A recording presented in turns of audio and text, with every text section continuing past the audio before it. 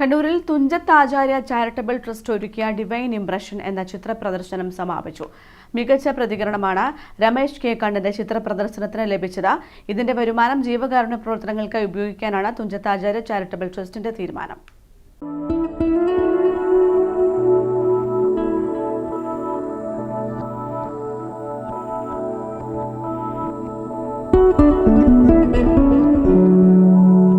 ഒൻപത് ദിവസങ്ങൾ കൊണ്ട് ആ ചിത്രങ്ങൾ നൂറുകണക്കിന് മനുഷ്യരുടെ മനം തൊട്ടു.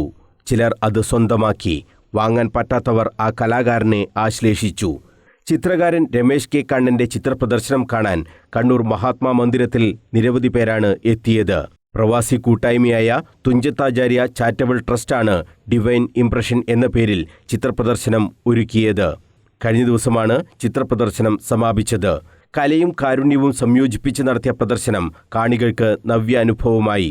മികച്ച പങ്കാളിത്തത്തിനൊപ്പം ചിത്രങ്ങളുടെ വിൽപ്പനയും നടന്നു. മുച്ചിലോട്ട് ഭഗവതിയുടെ ചിത്രങ്ങളാണ് ഏറെയും ഉണ്ടായിരുന്നത്. രമേശ് കെ കണ്ണന്റെ ചിത്രങ്ങൾക്കൊപ്പം ശ്രദ്ധ നിതീഷ് എന്ന 12ാം ക്ലാസ്സുകാരിയുടെ ചിത്രങ്ങളും പ്രദർശിപ്പിച്ചിരുന്നു. മികച്ച പ്രതികരണമാണ് ചിത്രപ്രദർശനത്തിന് ലഭിച്ചതെന്ന് ടാക്ട് ട്രഷറർ വാസന്തി സുരേഷ് പറഞ്ഞു. ടാക്ട് വനിതാ വിംഗ് അംഗങ്ങളായ പവിഴം സുരേഷ്, സുനിത രവീന്ദ്രൻ, ഷൈനി ഷീനൽ, ഷിംന മനോജ്, ഷബ്ന സരിത്ത്, ഷൈനി ബിജു, ആർദ്ര തുടങ്ങിയവരുടെ നേതൃത്വത്തിലാണ് ചിത്രപ്രദർശനം ഏകോപിപ്പിച്ചത്. ചിത്രപ്രദർശനത്തിലൂടെ ലഭിച്ച വരുമാനം ജീവകാരുണ്യ പ്രവർത്തനങ്ങൾക്ക് വേണ്ടിയാണ് തുഞ്ചത്താചാര്യ ചാരിറ്റബിൾ ട്രസ്റ്റ് വിനിയോഗിക്കുകയെന്നും ട്രസ്റ്റ് അംഗങ്ങൾ അറിയിച്ചു. News bureau, Kannur.